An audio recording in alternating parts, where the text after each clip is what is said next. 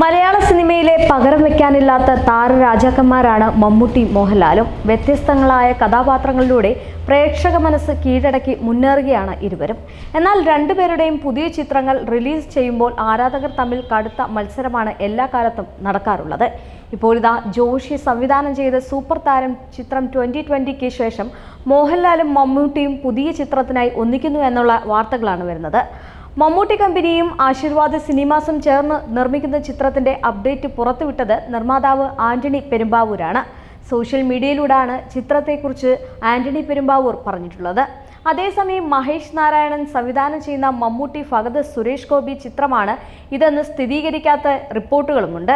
സുരേഷ് ഗോപിക്ക് ഡേറ്റ് ഇല്ലാത്തതിനാൽ മോഹൻലാൽ ചിത്രത്തിൽ അണിനിരക്കുമെന്നാണ് ഇപ്പോൾ പുറത്തു വന്നിരിക്കുന്നത്. ആന്റണി പെരുമ്പാവൂർ പോസ്റ്റ് ചെയ്ത ചിത്രത്തിൽ നിമിഷ നേരങ്ങൾ കൊണ്ടാണ് വൈറലായത്. ഇരുവരും ഒരുമിച്ച് ഒരു ചിത്രം ഉടൻ സംഭവിക്കാമെന്ന പ്രതീക്ഷയിലാണ് ആരാധകരും.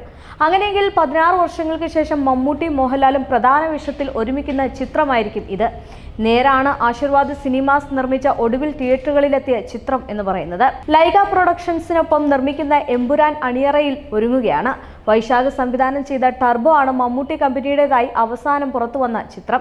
MD വാസുദേവൻ നായരുടെ വിവിധ തിരക്കഥകളെ ആസ്പദമാക്കി ഈയിടെ പുറത്തിറങ്ങിയ മനോരഥങ്ങൾ എന്ന ആന്തോളജി സീരീസിലെ 2 വ്യത്യസ്ത ചിത്രങ്ങളിൽ മമ്മൂട്ടി മോഹൻലാലും പ്രധാന വേഷങ്ങളിൽ എത്തിയിരുന്നു. അതേസമയം ബസൂക്കിയാണ് മമ്മൂട്ടിയുടേതായി റിലീസിനൊരുങ്ങുന്ന ചിത്രം.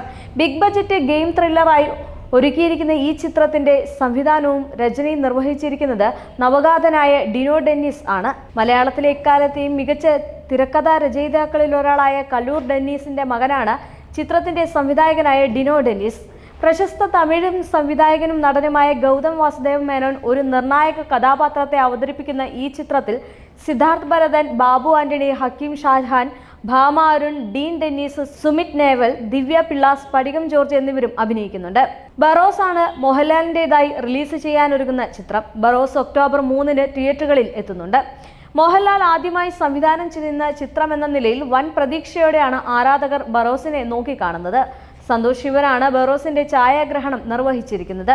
2019 ഏപ്രിൽ പ്രഖ്യാപിക്കപ്പെട്ട ബറോസ് ചിത്രത്തിന്റെ ഒഫീഷ്യൽ ലോഞ്ച് 2021 മാർച്ച് 24-നായിരുന്നു.